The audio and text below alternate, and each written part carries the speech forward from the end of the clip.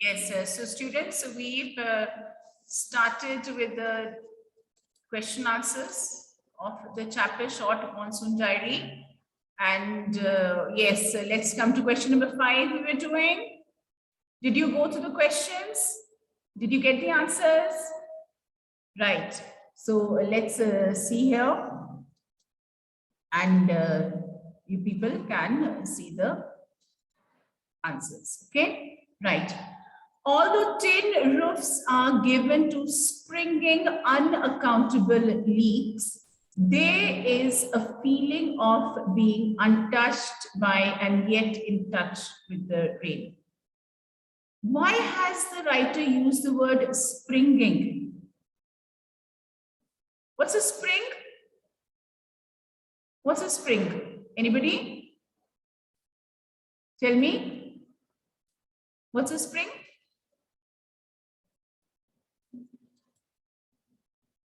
Spring is the season. Okay, very nice. Spring is right. Yeah, so you have that little wiry thing and you put right. So springy action for your pens, also for other things. Also, even in the chairs you have the sofas, you know, springs are there attached. Spring is also a natural source of water. Okay. So what about the rain? What happens when the roof start leaking? Why has the writer used the word springing? In which context has he used the word springing? Tin roofs are given to springing unaccountable leaks. It starts pouring the water. Okay. So here, in which context has he used springing? To show it that the water comes from the leaks. Yes, right. So here, in this context, springing unaccountable leaks. So from the leaks, what falls? Water comes out. Okay, right. So please write down here, how is the writer untouched by the rain? How is he untouched by the rain? Because he is at his home, he is comfortable, sheltered away from the rain. And how is the writer in touch with the rain at the same time? How is he in touch? A, it could be because of the leaks, right? The leaking water, isn't it? Secondly, the sound of the rain. The sound of the rain falling on the roof, it makes him in touch with the rain. Okay, so he is away from the rain, he is safe, dry, but he is also in touch with the rain. The rain falling on when it is leaking. And how is he away from the rain? Because he is at home, safe and sound. Now mention a few things that can happen when there is endless rain for days together. Anyone, if you would like to give me the answer, you can raise your hand. I'll unmute you. Okay, Kashish, very quick response. Yes. A long spell of rains almost makes the life miserable, and we have to live in our rooms only, not to get outside from our home. Everything becomes damp and soggy, and the snakes, insects go come out from the soil and goes to the shelter, another shelter. Yes, right, very nice, good. So you can mute yourself once again. Now, very good. So here it is. So when it rains continuously, everything becomes very wet, everything becomes very soggy. There are so many insects coming out, and in the plains, this is what happens, right? And in the hills also it is. There are leeches coming out, and the mist, it makes it very difficult to see, right? And the roofs, they start leaking because of the endless rains. Now, what is the significance of the cobra lily in relation to the monsoon season? Its beginning and end. So what happens to the cobra lily at the beginning of the monsoon season? What happens to it at the end of the monsoon season? So we can just have a look here. Yes, what happens? Yes, what happens at the beginning of the rainy season? What happens here at the beginning of the rainy season? Yes, Angel wants to answer. Angel, tell me. in the beginning of the rainy season, the head of the cobra lily starts to coming out of the ferns, and it is waking up. But at the end of the rainy season, the seeds of the cobra lily turns red, which is signifying that the rain is coming to an end. Very good. Vedanti, you would also like to give the answer? Yes, Vedanti? Where she also had raised her hand. So there are two things that happen. Look, see here, this is the cobra lily. And yes, Vedanti. In the beginning of the rainy season, the cobra lily rears its head from the ferns, which indicates that the rain is going to start. And at the end of the rainy season, monsoon season, the seeds of cobra lily turns red, which signifies that the rain is going to end. Yes. So when the monsoon it begins and the rainy season it begins, so the cobra lily it starts coming out, right? It starts growing, and the ferns are these evergreen plants, these green, and from among them you can see the cobra lily. But when the rain is about to come to an end, the seeds they turn red. Okay, so yes, so we have never noticed all these things, but there are typical plants for various seasons, right? So there's some plants which are growing during the rainy season, some plants during the winter season, some during the spring season, and some plants which are able to survive the hot summers, right? So the cobra lily, it is there telling about the monsoon season, right? About its arrival, about the beginning, and about the ending. Okay. So yes, so you'll be doing these questions in your notebook. Don't do the fill in the blanks here part. The other questions you can do. Okay. And of course, here one more thing you're going to write, that what parts of the diary entry did you like? What are the parts that you liked? Please note down. Write this one more question.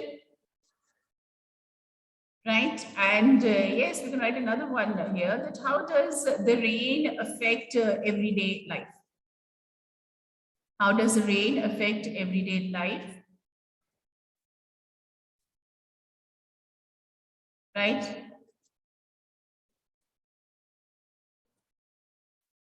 How is the monsoon rain different from the winter rain?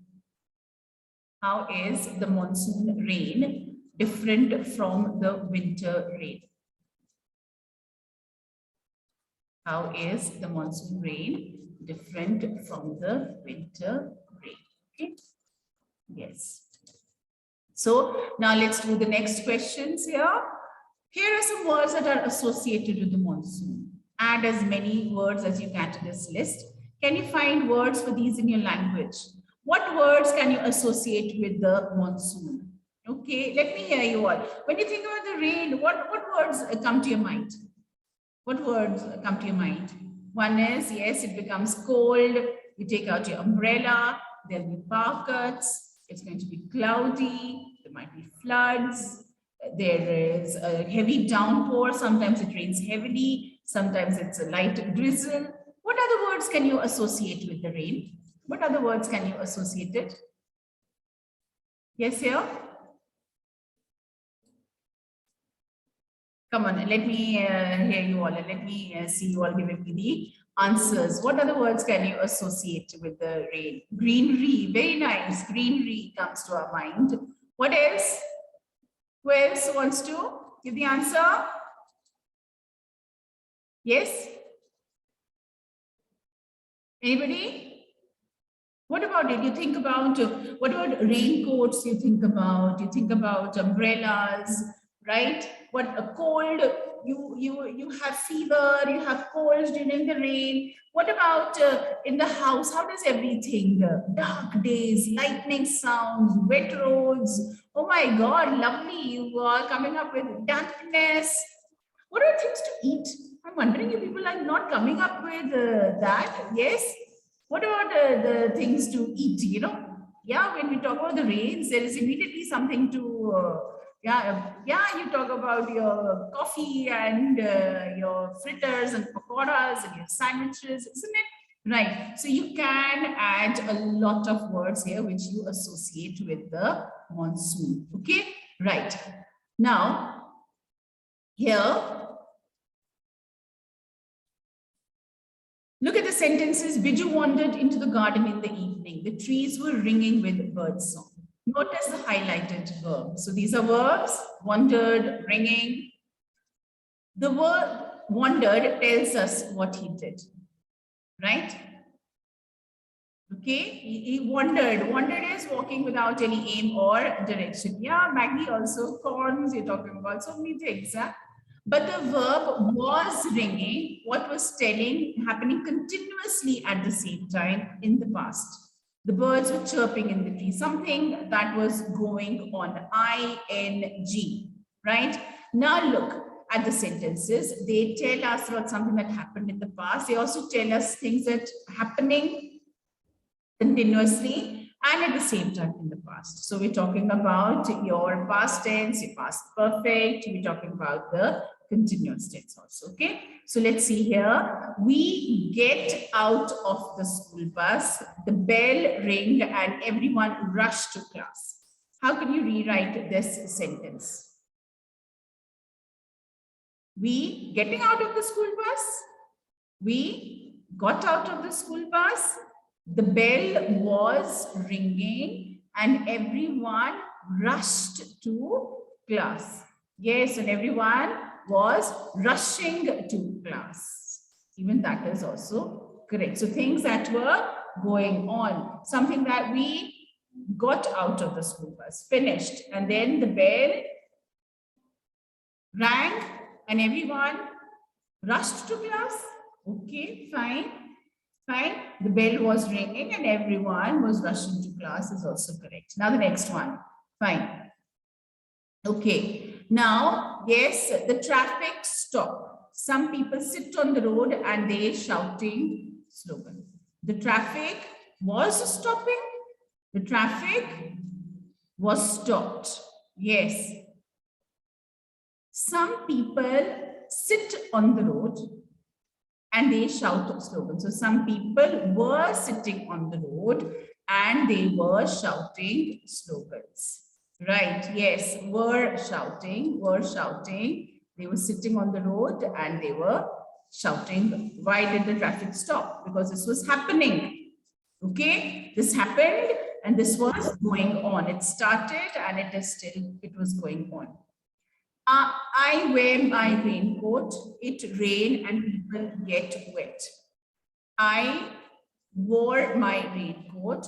It was raining and people were getting wet. Yes. She see a film. She narrated to her friends who listened carefully. She see a film. She saw a film. Yeah. And she narrated it to her friends who were listening carefully, right? She was narrating it to her friends who were listening carefully. We go to the exhibition. We went to the exhibition. Some people were buying clothes while others were playing games. Okay, so something that is going on. Yes, so we went to, right? The class is quiet. The class was quiet. Some children were reading books and the rest were drawing. Okay, right. Right, fine. Done it. Write down the answers on your book only. Now, next one. Here are some words from the lesson which describe different counts of sound. Drum, swish, tinkle, caw, drip. Look at these meanings and let us match the sound with its meaning. Okay, let us to fall in small drops. What do you think is the correct answer? Fall in small drops. We went to the exhibition. Some people were buying clothes while others were playing games. Right? To fall in small drops, it is drip. The drip. drip sound. You have a tap leaking or a pipe leaking or a roof leaking. So how that water falls. To make a sound by hitting a surface repeatedly. You keep on hitting on the desk, right? You're to the door. It is what? Drum. What is it? Drum. To make a sound by hitting a surface repeatedly. What sound is it? Drumming sound. To move quickly through the air, making a softer sound. A bird flying through the air. What sound? Yes, what sound? Swish sound. Yeah, very nice. Very good. Yes, it is swish. Next one, a harsh sound made by birds. Harsh sound. Which word would it be? Score, right? And of course, more specifically, the crow making that cawing sound. Some birds, they chirp very melodiously, but some of them make that very cawing, unpleasant sound. Ringing sound of a bell or breaking glass, something. What is it? The sound of the bell. The bell around the neck of the cow. Giving it sound. Tinkle. Very nice. Very good. It is tinkle. So have you all got the answers? Yes, you all have. Okay. So make sure you don't write the wrong answers. Done. Now we will use these words and use them in a sentence. Ramesh dash on his desk in impatience. So what was he doing? He was swishing, he was tinkling. What was he doing? He was drumming on his desk in impatience. So Ramesh was drumming on his desk in impatience. Rainwater dashed from the umbrella all over the carpet. Rainwater tinkled, swished. What? Dripped. Yes, dripped. The pony dashed its tail. What did the pony do to its tail? Drummed its tail. The pony swished its tail. The dash of breaking glass woke me up. The tinkle of breaking glass. So it should be the crash of that sound, isn't it? Right, falling here. The dash of the raven disturbed the child's sleep. The cawing of the raven. Everybody got it up? Got the answers? Okay. Now, and sure enough, I received a check in the mail. Now, use appropriate phrases here by filling these sentences here. Sure enough, definitely. Of course, I got it. Colorful enough, bright enough, serious enough, kind enough, big enough, fair enough, brave enough, foolish enough, anxious enough. Okay. Now here, let us go through the sentences and let us not rush and give good enough answers. I saw thick black clouds in the sky and it soon started raining heavily. And sure enough, it started raining heavily. Absolutely correct. The blue umbrella was dash for the brother and sister. Blue umbrella was what? Big enough or colorful enough? Big enough. Yes. The butterflies are dashed to get noticed. The butterflies are colorful enough to get noticed. Yes. The lady was brave enough to chase the leopard. You got the answers? Are you writing down? Nice, very good. The man was kind enough to offer help. The victim's injury was serious enough for him to get admitted in hospital. The person was to repeat the same mistake again and again. What's left? Foolish enough. So you'll be able to write these answers if you have your books with you, right? He told me he was sorry and he would compensate for the loss. I said, fair enough, right? Did you get the correct answers? Did all of you get the answers? All right, so fifth one is not done. I'll just tell you the fifth one. The boy was what? To call out his sister. What's the answer over here? What is left? The butterflies are colorful enough, brave enough. The man was kind enough. So we are left with what? Serious enough? No, serious enough we have done. Anxious enough. Yes, was anxious enough to call out his sister. Fifth one is left. So here the boy was anxious enough. Okay. Have you all got the answers? Now let's do the speaking part. Do you believe in superstitions? Why or why not? And write down 3 superstitious beliefs that you are familiar with. Okay, this is something that we need to discuss. Do you believe in superstitions? Do you believe in superstitions? What are superstitions? Yes, what are they? Things that we have heard and they do not have any kind of base for their being true. But we have heard from our elders and we also follow the same thing. Are there any superstitions that you believe in? What are the general superstitions that we are aware of?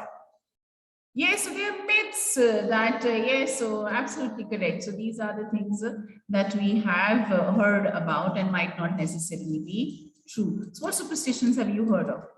What superstitions have you heard of? Yes, anyone? Oh, we don't cut the nails on certain days. That's a superstition. So we have we have you have a cat crossing your path. You have you're going out somewhere, someone sneezes, it's said to be bad luck. Isn't it? All these superstitions are there, right? So you can ask your friends also any other. Yes. Yeah, so black cat, about washing hair, right? Yes, yes, yes. Now, how many different kinds of birds do you come across in the lesson?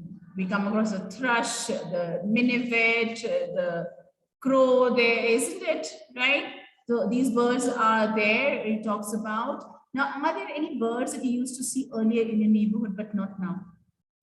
We talk about the sparrows, which were quite visible, but now they are not. What is happening to them? Why they are disappearing? Yes, if a cat crosses your path, we think it is bad. Yes. So why do you think these birds are disappearing?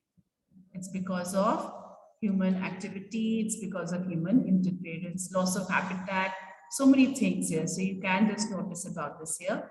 Okay, look at this. The monsoons are great, fun, and even a few adventures, playing in the rain, getting wet, wading through knee-deep water on your way to school. And we love it when we're in school and it rains, isn't it? What do you do when you're in school and it starts raining? What do you do when it rains in the school?